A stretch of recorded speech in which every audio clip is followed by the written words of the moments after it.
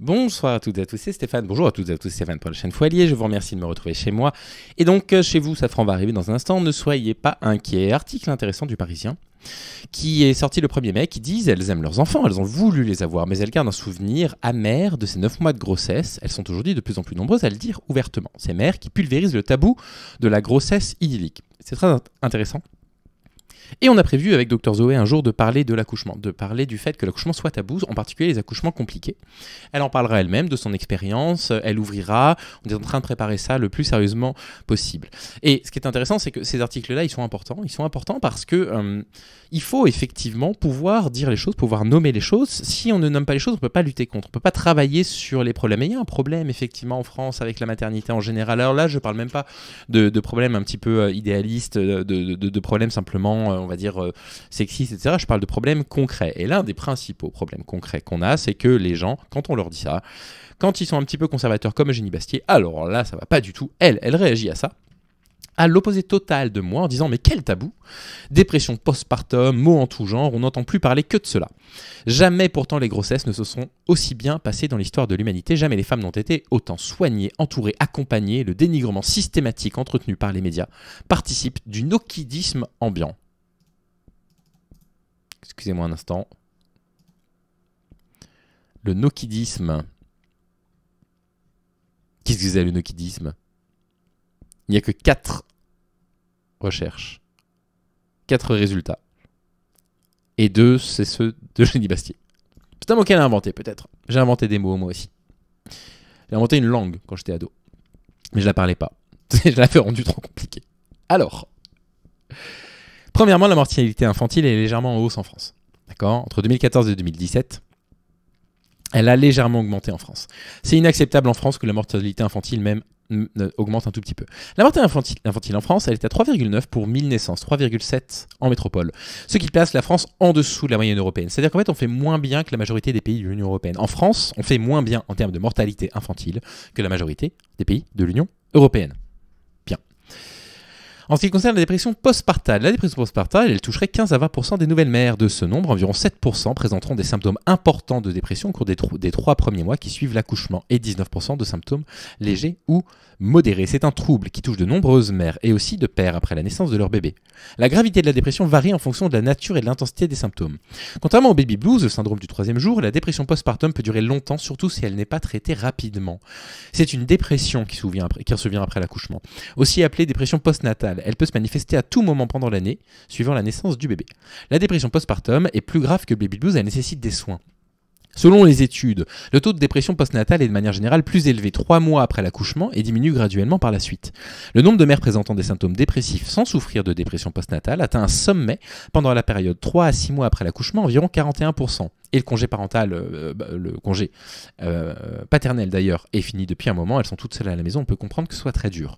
Durant la période postpartum, les signes de fatigue peuvent être confondus avec des signes dépressifs. Donc il y a effectivement beaucoup de dépression postpartale.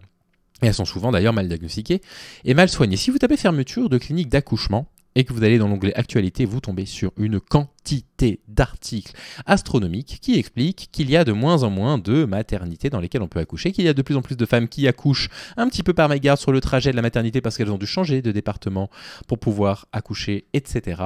Le problème, effectivement, est sérieux. Le problème est sérieux. Et si on refuse de voir ce problème, je ne sais pas pourquoi elle dit ça, parce que peut-être que pour elle c'est un truc de wokiste. Je ne sais pas. Nokidisme, peut-être qu'elle entend wokisme. Je ne comprends pas pourquoi elle s'oppose à ce genre de choses. Parce que pour le coup, en fait, si on refuse de voir ce genre de choses, et du coup, on n'aura personne pour en parler. Et si on n'a personne pour en parler, les politiques vont pas s'y intéresser. C'est ça, en fait, le principe, le pouvoir, le nouveau pouvoir des réseaux sociaux, ce 5e pouvoir, comme on pourrait l'appeler, je ferais m'excuser, j'aurais dû couper la sonnerie, ça ne se reproduira plus. Le problème de ça, c'est que si jamais on n'en parle pas collectivement, vraiment collectivement, il risque d'y avoir un problème. C'est que du coup, ça n'ira pas jusqu'aux oreilles de nos politiques, et donc il n'y aura aucune solution à apporter. Et s'il n'y a pas de solution à apporter, on va rester, le problème va empirer. Et on n'a pas besoin de personnes comme Eugénie Bastier pour nous expliquer que les femmes qui ont vécu des accouchements difficiles, en fait, elles exagèrent. Et ça m'agace. Et ça m'agace, en fait, parce qu'on a l'impression que du côté des conservateurs, il ne faut pas nommer les choses. Il ne faudrait pas nommer les choses, il faudrait prétendre qu'en France tout est parfait. Ce serait une attaque à la France, je ne sais pas ce qu'elle sous-entend en tout ça. Et ça m'agace parce que je ne sais pas ce qu'elle entend par nokidisme. Si vous avez l'explication, n'hésitez pas à me le dire en commentaire. Voilà. C'était très court, on est pour 5 minutes. J'espère que du coup ça a donné un tout petit peu à réfléchir. En attendant, je vous souhaite de prendre soin de vous. Je vous dis à très vite. Salut. Ok. Je viens de m'apercevoir, avant de mettre l'épisode en ligne, évidemment, que Dr Zoé avait déjà répondu à ça. Je viens de découvrir sa réponse. Et évidemment, comme d'habitude, quand Dr Zoé parle de ce type de questions autour du sexisme, elle me démolit à plat de couture. Ça commence à devenir inquiétant. Mais le jour où elle ouvre une chaîne YouTube sur le sexisme, je suis obsolète. Le jour même de l'ouverture. Mais tant mieux, je ferai autre chose. Alors regardez, c'est juste parfait ce qu'elle a tweeté.